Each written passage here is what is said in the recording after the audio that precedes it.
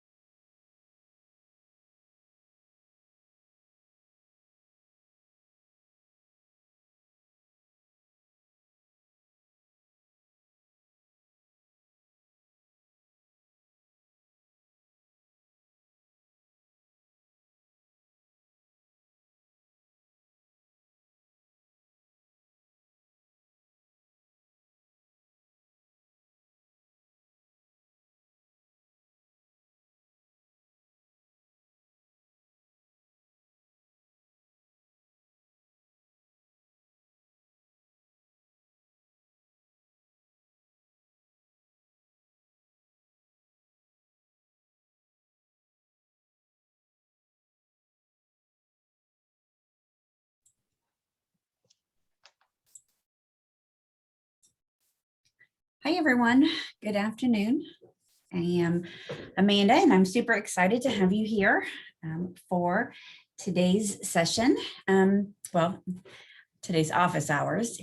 It's a little different for us, so and I'm glad you were able to join. Today, we are diving in to early childhood transitions. So I'm really excited to talk about this. It's something very exciting, and I'm looking forward to digging in with you on this topic. So we have a very packed agenda. It looks just like 6 small bullets, but however, these bullets are very detailed and very packed. As promised from the collaborative, we went very high level at the collaborative. This particular office hours or deep dive is really just that. We are really digging into what it is to have an early childhood transitions and to plan that out. And it's kind of an exciting time right now to be able to take a moment and a breath to think about what we can do and how we can really build out a transition program. Whereas before we may have just had, a few experiences, maybe an event here or there. But now we have an opportunity to build something that's like substantial and has a strong impact on children and families. So this is really just a wonderful opportunity. So I'm excited. So our objective today is to ensure that you guys, your community is supported to develop plans in partnerships with families, school systems, and program partners to support transitions into school through extended learning opportunities. And so that's really ambitious, but I really feel like what we have planned out for today is going to get you on the right track to begin to think deeply about how you can accomplish this in your community. So first, we will look at intentional early childhood transitions, intentional planning for them. What it looks like to actually sit down and plan a transitional program, as different than just a plan, an individual plan, or just an activity. We're talking about an actual program.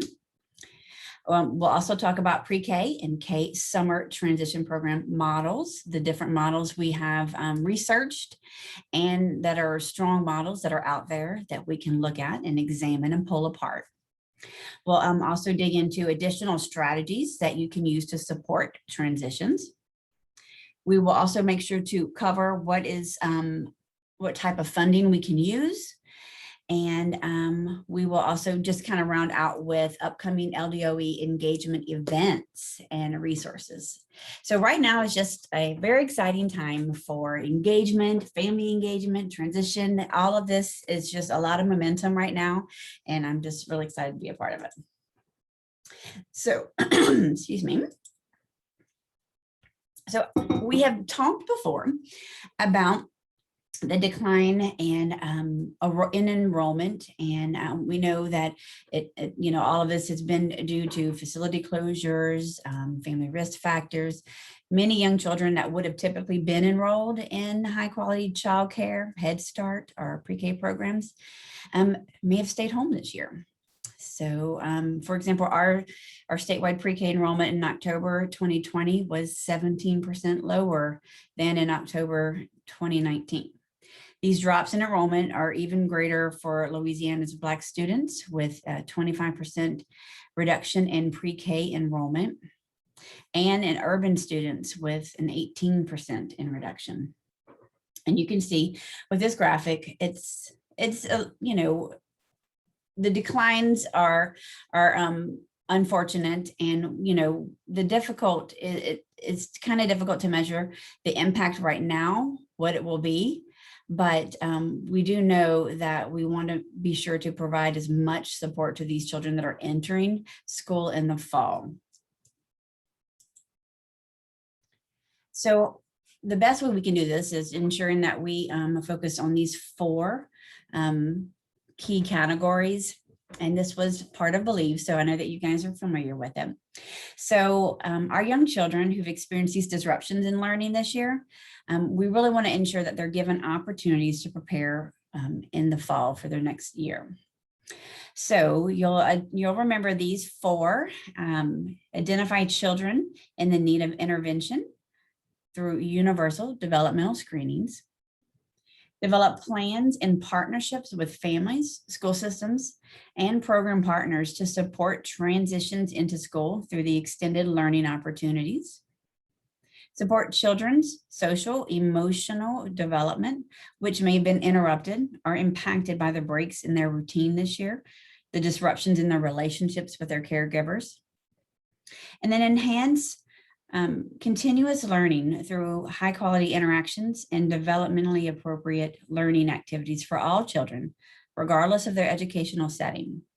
So of these Believe activities, today we're really going to focus on the second one, which is developing plans and partnerships with families, school systems, and program partners to support the transition into school through extended learning opportunities.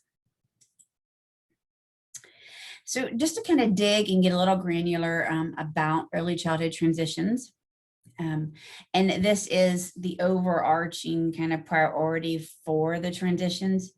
But just to talk a little bit deep here, these transition experiences and extended learning opportunities, what they may look like, and what we're hoping that they will look like, and they're intentional, they're planned, they're meaningful. They should provide experiences that support the developmental needs of the child so that they can adjust to these new experiences in their new setting, the new expectations in big school, this brand new peer group, and the new authority figures they're going to face.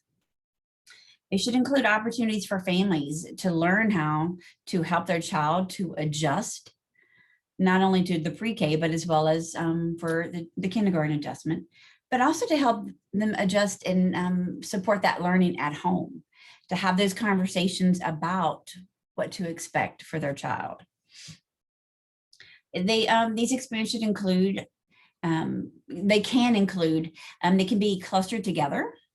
They could be spread out. They could be hosted in various locations at their new school, at their previous center. They could be throughout the community. But they're typically usually facilitated by an educator, whether it's the educator from the previous year or the upcoming new new teacher.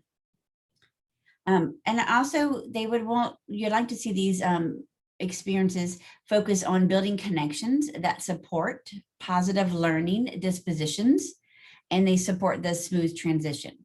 Some of these connections include child to school, family to school, program to school, and community to school. And these connections are really, Head Start does a really good job of helping explain and dive into these connections.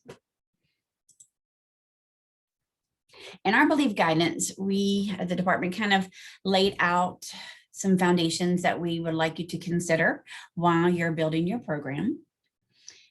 And the first and foremost is ensuring that you're building a collaboration and in collaboration with your early learning system. So every community network is built around that central component of collaboration. And we really want to make sure that you continue to honor that collaboration and ensure that effective transitions are collaborative efforts between all program partners, early learning centers, Head Starts, schools, and families. By doing that right there, you really do help create, by taking in all those diverse perspectives, help create that opportunity for all, so that a robust transition program can act as a mechanism to combat both racial and economic disparity. And by keeping child outcomes very centered in the goals for your program, you can increase the likelihood of the children's positive and social, emotional, as well as their academic outcomes for years to come. And then finally, of course, partnering with families. Meaningful transitions and these opportunities should include families from the inception so that families can access community programs and resources and thereby strengthening their families. And we know that strong families support children in a variety of ways with their learning. All right, so throughout the research and looking into a variety of different models for early childhood transition programs, we typically notice about two. The two kind of structures for these transition programs settled on summer transition programs and a series of events supporting transitions. And so the difference between the two, a summer transition program will have, say, students or schools will be at a school-based summer learning program, and it's going to be developmentally appropriate for our incoming pre-K and kindergarten students, right? Our incoming students. So this is generally, and it looks a lot like summer school, right? But it'll be developmentally appropriate. It may be a half-day program, maybe 8:30 to 11:30 or 8:30 to 12:30. It may include meals, but it'll typically be appropriate for their age level. And it looks a lot like your summer school program. The second one, excuse me, is a series of events or experiences that are intentionally planned, and they support transitions as well. Excuse me. Now, this is where the school system can, or the network will host a series of these events, and they're so well planned and facilitated by one of the educators, whether it's the early learning center educator or the preschool or kindergarten teacher. It can simulate experiences that the child will experience in their new setting, right? Maybe a bus ride, visits to the cafeteria, to the classroom, to the playground. It could be a virtual classroom visit. It could be teacher meetings with both teachers, the early learning center teacher, as well as the maybe kindergarten teacher. Also, these events could include family engagement forums. These forums are opportunities for parents to get together and peer-to-peer, they network together, but again, facilitated by someone who's trained. It could be the teacher, or it could be a pair who's trained in a particular group facilitation program, but it's meant to guide parents and families on how to support their children's transition and learning at home, to support their learning as well at home. So again, the two structures and two models you can choose from are kind of settle on is a summer transition program that really looks a lot like summer school, but developmentally appropriate, or a series of intentionally planned supporting events that support transition. All right, so at this time, we're going to kind of dive into what planning a transition program might look like. And these are all the nitty gritty, and I know that that's what you're thinking in the back of your mind you really want to get to. And this is what Taylor Dunn had to remind me that you guys really want to get to. So thank you to Taylor Dunn for that. But before I go on, are there any questions so far? If there are, please, put them in the chat box or take yourself off of mute, and we can certainly talk them through. Okay, so let's talk about planning for the transition program. So as you're thinking about this, we'd like you to think about determining a transition team. Your transition team and some of the guidance that was put out with Believe. There were two different documents: designing a transition program and then guidance for a transition program. I don't know if they could be any more closely titled or not. Sorry for that. But the whole idea kind of stems and starts with developing and determining who is going to help create and plan, right?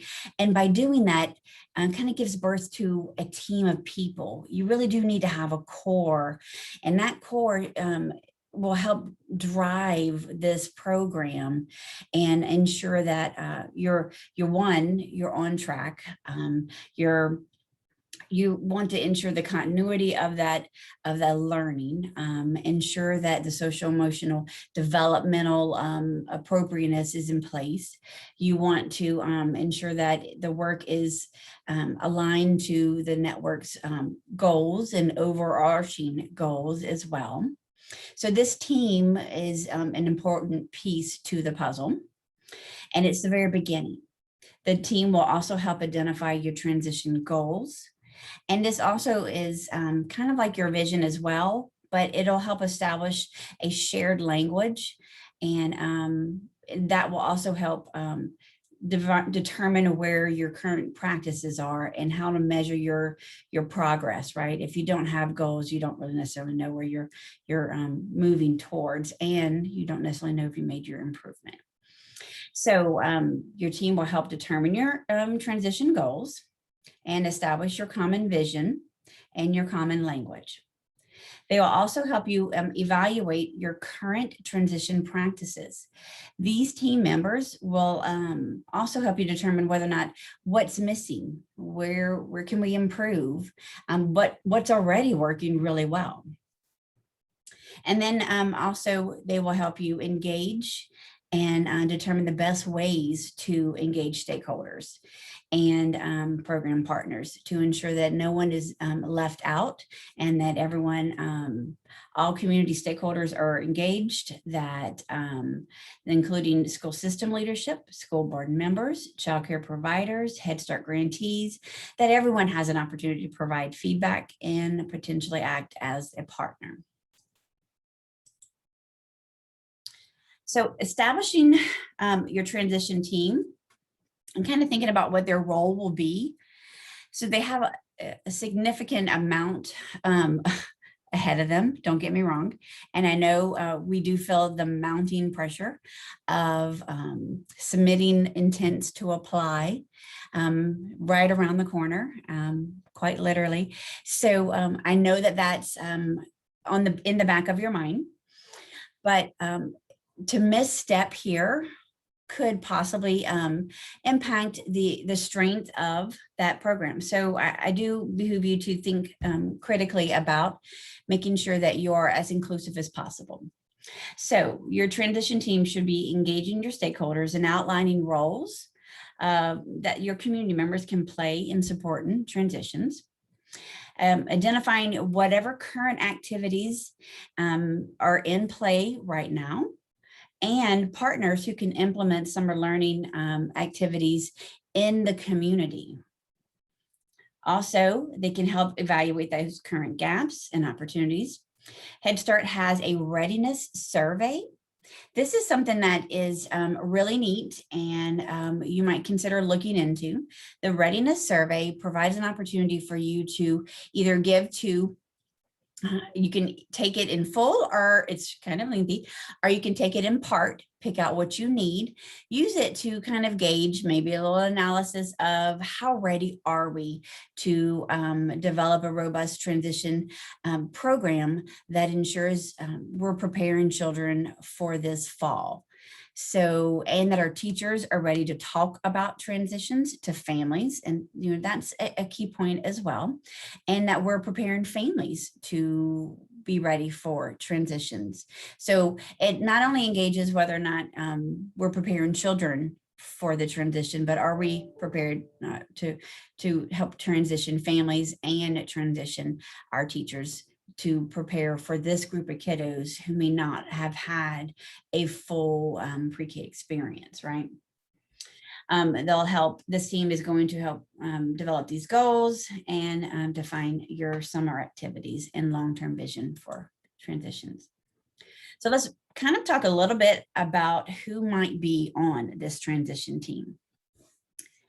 Of course, it's going to be important to designate a lead and think about who may have the capacity to be able to facilitate and coordinate network wide, right?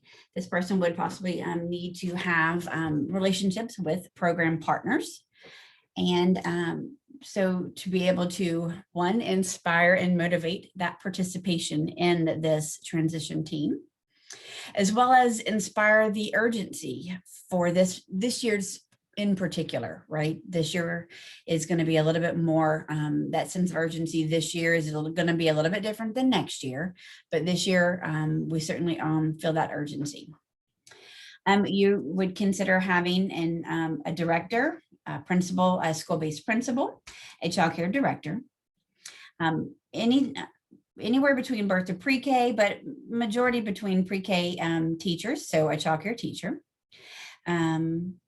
center-based lead teacher, I think that's kind of the same, kindergarten teacher. You may also really consider having an early childhood special education teacher or an interventionist, if that's available in your network. I also behoove you to consider reaching out to family representatives, whether or not they are in the early childhood community, or maybe they are part of the PTA in the big school arena. Either way, they are still family, and they at some point or another may have experienced their child had to experience a transition into kindergarten. So they will have some sort of family perspective. It would be really great if you had a family as well in the early childhood sector as well. Also, a Head Start, they have such great background in transitions and family engagement. So I would pull on that strength, and then Early Steps representative.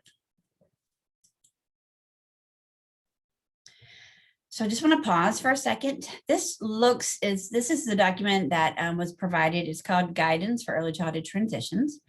And if you guys have any input right now of maybe how your network has been thinking or even discussing what you anticipate, whether you're designing a whole new program, are you thinking about strengthening your current program for transitions? Is there anything that we can add to the discussion or that you would like to add?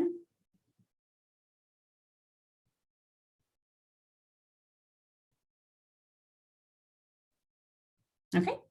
I'm going to keep going, but if you want to share out some thoughts or ideas, again, you are certainly welcome. And just a reminder, this is the Guidance for Early Childhood Transitions, and this is that framework, and there are some resources here. So if you haven't taken a look at that yet, that's a good document to check out. Okay, so your transition team members, these are your thought partners, and they should be able to have an opportunity to meet together, hopefully multiple times. And since you are including early childhood learning center teachers, you and possibly family members, maybe even a community partner, principals, center directors, I ask that you are, just cognizant of their work schedules and try to arrange meeting times that are flexible to work schedules. You certainly want to work with these partners that can ensure that the children's physical, mental, and emotional health needs are met during these transitions to kindergarten. And I think that having a diverse transition team, we feel like is a good opportunity to do that. This chart really just kind of provides an example of a look at what the perspective from each person, what they can provide to the team. Families contribute what family concerns have been when their child may have experienced a transition, and then maybe that perspective can guide activities. The early childhood teacher can talk about how important it is to review the child assessment data, and the kindergarten and early childhood teacher can help with aligning from previous reflections from the early childhood teacher to the new expectations of a school-based kindergarten. So Again, these are all really great opportunities to pull from all of their individual strengths into a group, and then take that group to plan activities that will really benefit the child's transition and support them through that smooth process. So again, we talked about how they're going to be creating goals. Your team will want to look at a variety of different data to support these goals. In creating those goals, they will help ground this particular team in ensuring that these activities aren't going to be one-off. They're going to be not frivolous. They're going to be focused, intentional, and meaningful for the child, as well as for the family. Some examples could look like ensure all children have opportunities to participate in transition activities to improve child outcomes. Another goal could be build supportive, inclusive, and ongoing relationships with families as partners. So you can see that you can have multiple goals. A child outcome goal, a families as partners goals. You can build upon whatever, but like, I feel like we want you guys to ensure that your goals are aligned with your network, but also ensure that they're still focused on the transition for the child, the family, and that each partner is getting ready for that transition. So in planning, this Head Start transition plan form is a really great resource. It walks through each of the 6 steps or 5 steps that Head Start has helped in outlined. And it's a great document that for your transition team to kind of walk through each component. It helps identify each partnership and who and what they're bringing to the transition team. It talks about what the main goals will be. It also helps to determine what's currently happening, and then identifying and evaluating those current practices. You can evaluate the current practices against what your new goals are. And I think that's what's really helpful about ensuring that you develop that vision and identify the goals for your transition program. And then finally, your step 5 is you plan and prioritize how you're going to meet the goals, what type of activity will support the goal. Then you ensure that you start designing who is going to lead each activity, design and determine whose responsibility. And then another piece is ensuring that you determine what potential barriers families may face to participate in these activities. Is it transportation? Is it could it be scheduling with families? What potential barriers, and then how can you overcome, or what solutions can you use to help overcome those barriers? And then just who leads that particular work. This is a great resource. I encourage you to reach into that. Here's another planning resource. This particular checklist is, really granular, but it does provide some guidance on like how far ahead you can be with the planning process. And again, I know this year there's that sense of urgency with the funding and ensuring that you apply for the funding and getting those ducks in a row. However, this can help kind of taking at a glance, looking at and seeing where and what you might need to ensure that you're making the right intents, and you're outlining what you might want to include with your program. So I would look through some of these checklists to ensure that you have the appropriate staffing. And it's still challenging to determine staffing when you don't know enrollment, and I get that. However, plan for the best and have high expectations, and then promote and recruit and enroll, and then you will make it work. Here are some very specific considerations. Again, they're granular, but these are the things that you guys want to think about. And this is what you were going to ask and want to know and to outline. These are like your program guardrails. And there are a lot of these are going to help you determine, and your transition team put this program in place for this year to help kind of expedite that particular process, right? So group size and ratio, how they apply. So if childcare, you're still going to follow licensing regulations, but a school-based program, you're going to follow classroom ratios. Eligibility requirements, that's going to be determined by network. We really encourage you guys to prioritize low-income children, children whose home language is maybe not English, children with disabilities, migrant children, students experiencing homelessness, and children in foster care. Immunization requirements, these can simulate LA4 requirements and documentation. Again, these are going to be determined by the network, but again, this is a lot of network flexibility, but we think that best practice would be that it would simulate LA4 requirements. So program specifics, right? Specifications, these like start and finish time, hours of operation, free, whether or not you're going to provide meals and provide transportation. That's up to the network. That's the network local decisions. Attendance requirements and reporting. That's up to the network, and you're not going to have to report to the Ldoe. Instructional requirements, that's up to the network. When you're funding school-based summer transition programs, teacher credential requirements are going to be determined by the network. So it could be a teacher leading or facilitating, or a paraprofessional leading or facilitating. The paraprofessional can be trained in the curriculum, could be a transition curriculum, or a parent forum kind of curriculum to provide and facilitate a parent group. So there's some flexibility there.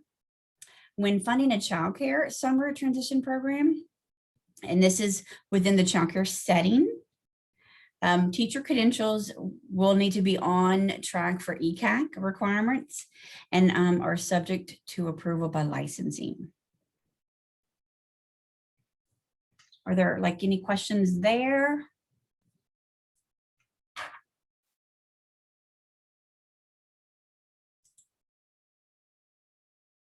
Okay, I'm going to stop for just a minute. Does anyone have any ideas that are percolating at this point? Can't see your faces, and that just stinks. But okay. All right, so here's the fun part now. We're going to dive into some program models that are already out there and are seeing success. And the good thing is, you guys don't have to create something from nothing. There are really great models out there, which is one of the reasons we wanted to share these, that are already doing these programs, and you can duplicate similar programs in your network. So these are just really great opportunities just to take something and create and simulate something very, very similar in your network. Okay, so our first example is an early kindergarten transition program. This one is in Portland, Oregon. So this one is a school-based, family-oriented summer program. It was really designed to increase family engagement in the school and improve children's attendance and success.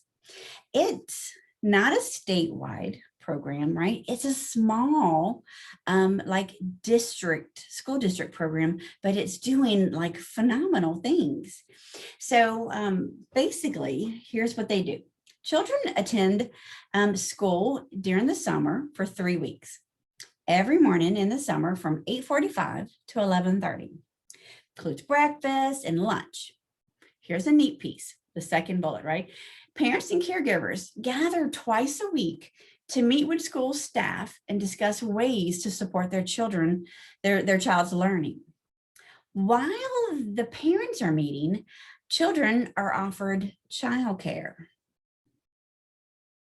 Yes, interesting, right? So they can still have childcare. Then parents are getting in that they're facilitated in a group. Interpreters are hired. So and trained in whatever facilitation session, and meals are provided as well for families, or coffee is provided for families. So this is a really neat program. And so families come in 2 days, children come in every day. So this is a really neat program. You can check out both links and learn a little bit more about this particular program. Any questions, any ideas, thoughts about this one?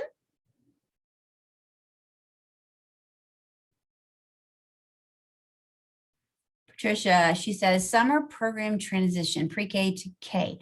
Do they follow the 10-to-1? So if they're moving to kinder, and it's going to, if you're doing, Patricia, a program that's going to be mostly centered at a school-based, then it would follow the school-based ratio, right? It wouldn't follow licensing. It would follow the school-based kindergarten ratio. And the kindergarten teachers could teach, yes. Good question. Okay, so Bright from the Start Summer Transition Program. Now, the strength here on this particular program is they have a lot of operational support and planning tools. So lead agencies, you guys can really dig into their operating guidelines. Like, whereas this is a state program with a lot of different guidance on state guidance, right? Where we are not providing as much guidance from the state, like attendance reporting and teacher credentials right now. So whereas we're not doing that, the Georgia Department of Education is. But you can see how much detail they really put into their transition program. It's a mini pre-K or a mini kindergarten program during the summer. They have a budgetary summer chart. So basically the Department of Education in Georgia really lays out this entire program, what it could look like for each, like basically their county, and how much they could budget. So it provides a lot of guidance for them. If you click on each one of these tabs, if you were to go to this link, you'll see this, and you'll click on each of one of these tabs, and the resources are just phenomenal. The one on the end provides a lot of resources for families, and maybe even like one facilitation, like an orientation to transitions, where it explains the importance of a smooth transition, why it's valuable, what the research says about it, to kind of pull in families and help them invest in why their participation is important, and why this transition program for children and their enrollment is important. So I think I behoove you to check out this resource just for the planning piece is a great opportunity. The Ready Freddy program, this is put on by the University of Pittsburgh. This one, so each one of these strong models is different. One's by a school system, one is by a Department of Education, and then this one is by a university who has a child development center. So the University of Pittsburgh created this to help improve enrollment and attendance. So the biggest strength of this program, not to mention that they have 5 different, uniquely strong strategies, but is their outreach. So the outreach strategies and toolkits that they provide free is nothing short of phenomenal. So the outreach strategy, they have like, it must be 10 or 15 different toolkits for each type of outreach. So it's a great opportunity. So if you're worried about enrollment for your transition program, this is the source, this is the link you go to. And when your transition team is ready to really ensure that maybe you're going to make a goal that's focused on enrollment of transitions and ensuring that you're reaching a high mark of enrollment for kindergarten, and maybe you have a goal for attendance and really imparting the focus of how important kindergarten attendance is. And you know, personally, from my experience, I worked in SBLC.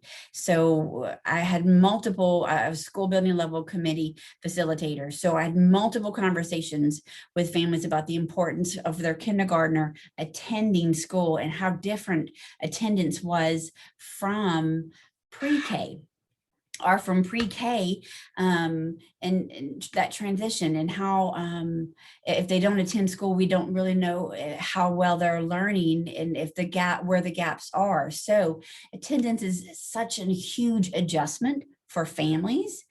And I think that this one right here is really highly focused on if you have an attendance goal for your transition program. Fantastic resources here. I definitely recommend you digging in there. Okay, so again, I'm doing a lot of talking, and if you have questions, ideas that are sparking, please share out. I'm going to pause for a moment. Leslie, do you think it's a good time for the poll right now, or should I wait a little bit longer? You can go ahead and wait till the end. Okay. I'm just wanting some sort of engagement or something, but I can wait. I can wait. Okay. Okay. So next we'll talk about some additional strategies to support transitions. Oh, Leslie, would you chime in a little bit and talk to about some of these virtual programs? Sure. So of course, we know that we want people to have in-person transition programs, but that might not always be an option. So we did list a few alternatives for virtual transition programs. One of them could be just distributing materials or distributing a toolkit for incoming pre-K or kindergartners and to their families. So we have a couple of examples. One of them is Raising a Reader, and I believe that some sites and some communities within Louisiana might currently be using this program. Another one is We Play Gets Ready for School, which is in Orleans Parish. And these are just two examples of programs that already have toolkits available and already have the materials to provide to families. But we know that other networks may have been providing similar resources to families and to children that they were just kind of creating themselves. What's really neat about these programs is that there is a very strong engagement piece within it. So the programs have scheduled, oh, I see Vernon is using Ready Rosie. Okay, that might be a similar type of app. So within these programs, they have an engagement piece where they will either have a teacher or someone that is coordinating and having these scheduled kind of Zoom calls with families or with children to go over some of the materials and some of the instruction that's within the toolkit.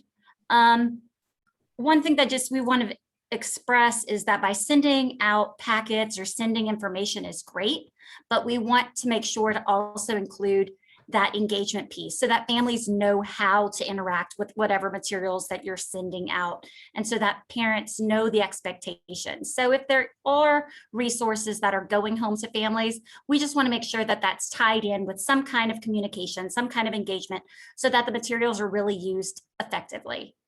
And then a couple of people chimed in saying that they were using programs.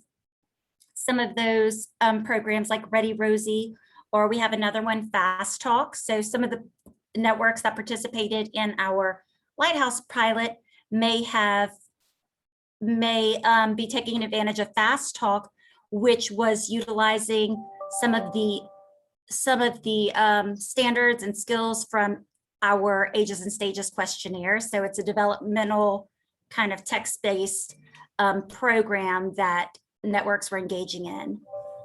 And then another way to assist in transitioning virtually to be doing everything that we typically do through a transition process, but doing it virtually, having a Zoom call, allowing those children to practice raising their hand, see what the inside of the classroom looks like, hear those expectations. So if people or families aren't fully comfortable with coming in to the classroom in person yet, still having those options until they're able to do so.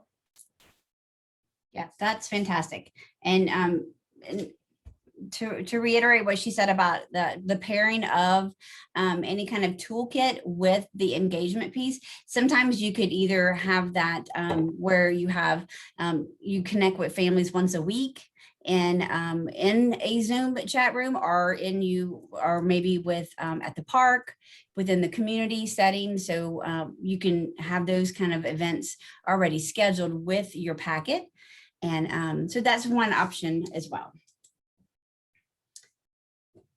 So we kind of talked about several different examples of what a school summer or a school-based kind of summer transition program is. And we talked earlier about that there were two models, and one being that looks a lot like what a summer school looks like and simulates, right? I want to talk a little bit about what the second option looks like. And that is those series of intentional experiences, series of events that are scheduled and planned to have a meaningful transition experiences for the children and families as well. So when you're planning, if you decide to go with planning a series of events, then which is still a great option, you just want to be sure that you have opportunities for children to connect with peers, but then children also to connect with families. You want to provide big school simulation experiences and visits. Again, you can do the bus rides, visits to the cafeteria and classroom and playground. And then you can create these family engagement forums that engage parents in how to support their children's transition and to support their learning at home.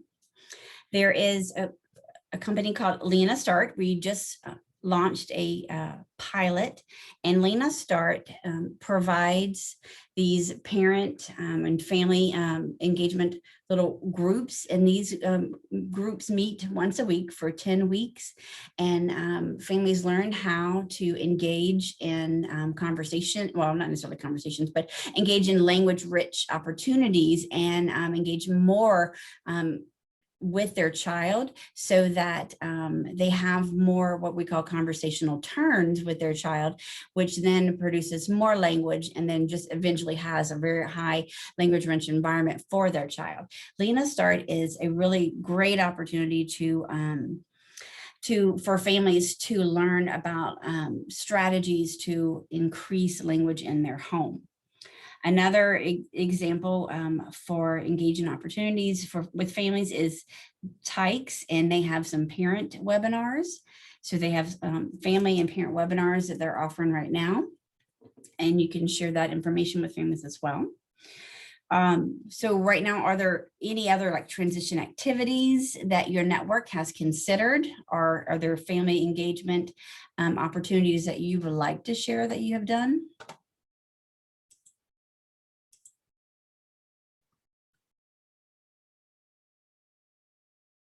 Oh, it looks like Monica has some PD coming up on Ready Rosie. That's great. And a summer camp, that very exciting. Very good. Very good. Ready Rosie is a really great resource. All right, so let's talk about funding. how we're going to be funding these transition programs. So school systems interested in implementing a transition or summer learning program can use ESSER 1, 2, and 3, Title I, and then local funding. Community networks can also apply for funding via the COVID-19 Community Care Recovery Grant in the event that you're supporting a network-wide transition program and events. And as long as you don't like strictly target children that are enrolled in schools, you can certainly use the Child Care Recovery Grant. And that way you can, now with that, you can certainly expand the funding opportunities. Is there anything, Taylor, you might add to that? Or are you on, Taylor? I want to make sure I cover everything. Leslie, is there anything else that you would add to that? No, I think that's about, Oh, no. Okay. Okay, so here are the 3 different ESSERs, 1, 2, and 3. And just to have you have a brief idea of the CARES Act, the CRRSA, and then the ARPA. We hope that you take advantage of and utilize these funds to provide these opportunities. I'm not going to necessarily go over each one. You guys, we went over that with the Believe and Achieve. I want to make sure I'm pushing through the rest of this. Also, some approved expenditures and that are allowable. You have salary and stipends and benefits. You might consider having an engagement coordinator. We know that this transition program is, it may seem like a little overwhelming. You also have, this coordinator could, coordinate for the transition program, but then also be pivotal in helping develop your developmental screening initiative as well. You have, you can use the funding for transition program development costs, materials, incentives for children and family participation, also enrollment and recruitment ideas, transportation assistance. So there's some flexibility there. If you have any questions about that, please be sure to reach out. This link right here goes in further on ESSER allowability if you're curious and want to ensure that you're following. I want to jump real quick into the upcoming LDOE engagement events and resources. Britt, are you on? Yeah, I'm here. Can you hear me? Yes, ma'am. Great. So I just wanted to put in a reminder for everyone that has not yet registered that we are offering an ASQ or Ages and Stages Train the Trainer opportunity for one representative from every network. And for those larger networks, we'll offer additional tickets and we'll reach out to you individually. This is a 2-day full day training. And this is in an effort to support the implementation of a universal screening. And so we just want to make sure that every network is really intentional about who they're choosing to attend the training and that they have capacity to then go back into the communities and train all of the early childhood programs so that you can build out a screening initiative and really zoom in on individualized supports that children are going to need as they transition back into school. All right, thank you. How many, did you already say how many have already registered? No, we have only registered about 20 networks at this time. So we have quite a ways to go. But again, we want you to be intentional about who this representative is and then get that registration completed as soon as you can. Okay, perfect. Thank you so much.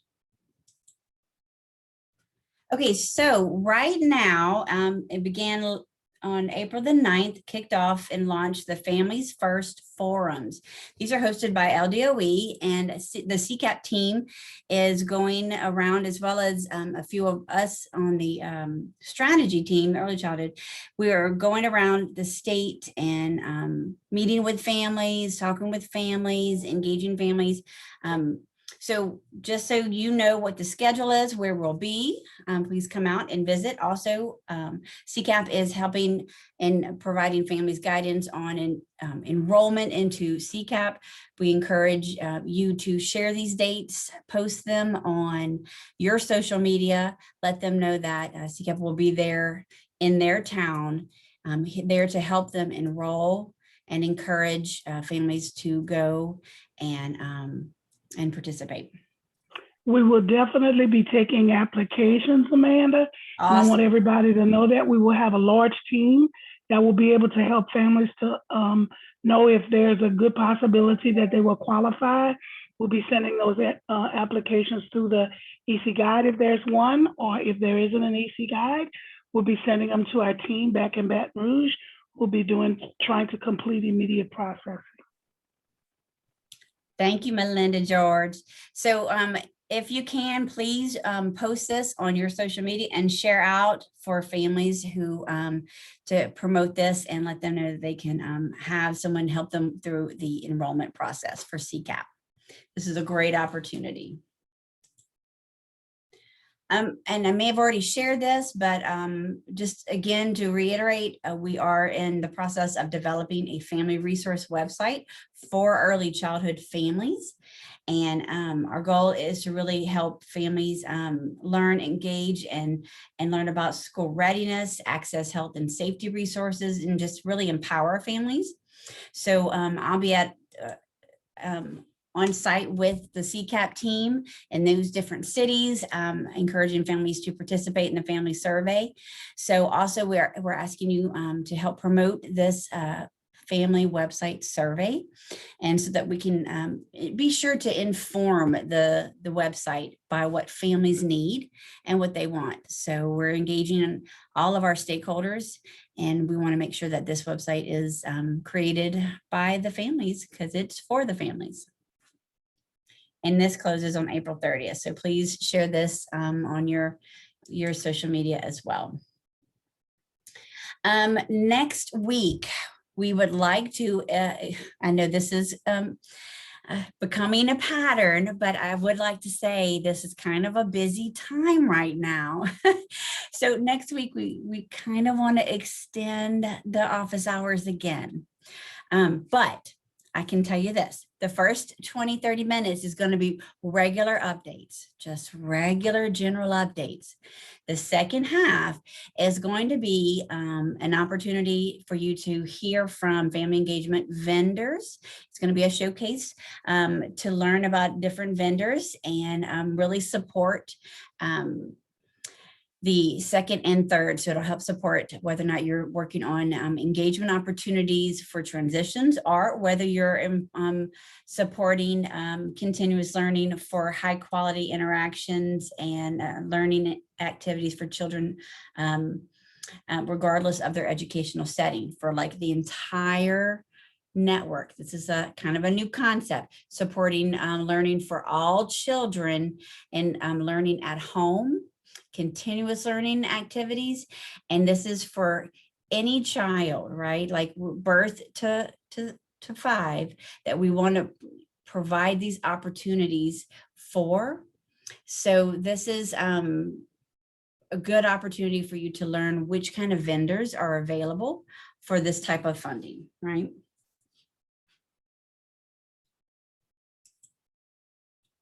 And finally, here's kind of a listing of what's upcoming. And so the vendor showcase, really focusing on continuous learning opportunities for all children. The lead agency ARPA listening sessions. I would like just to mention real quick, these dates may have recently changed. And I know things are kind of happening fast, and I apologize for that, but we're trying to get you as much of the information that you need to make informed decisions as possible. So, so sometimes the dates may change just so that we can get it to you as soon as possible, right? Childcare listening sessions, please nominate one childcare provider. On May 4th, we are going to have the developmental screening initiative. That's that deep dive that was already sent out. and then Teacher Leader Summit, the in-person and virtual dates. That is so much information, and I have literally probably 30 seconds to spare. I'm going to go to the chat. I'm hoping that my wonderful team has been able to manage and take care of. Are there any questions? I think I can launch the poll now. That's what I was going to ask. Can we launch the poll, Amanda? Oh, where you're logged in from another device. Your polling session is inactive. Leslie, how do I do this? Why is my poll inactive? I see it on mine. Hold on, let me launch. Oh, good. Wait. Nope, that's an old poll. Let me try. Nuts and bolts. Why can't I launch this?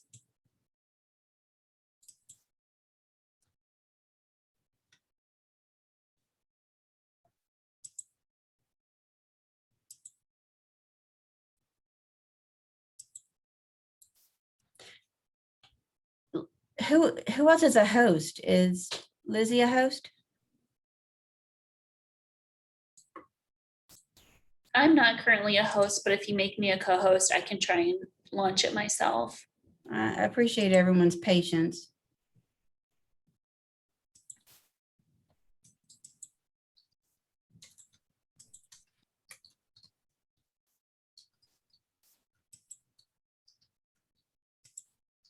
Let's see if that works, Lizzie. Okay.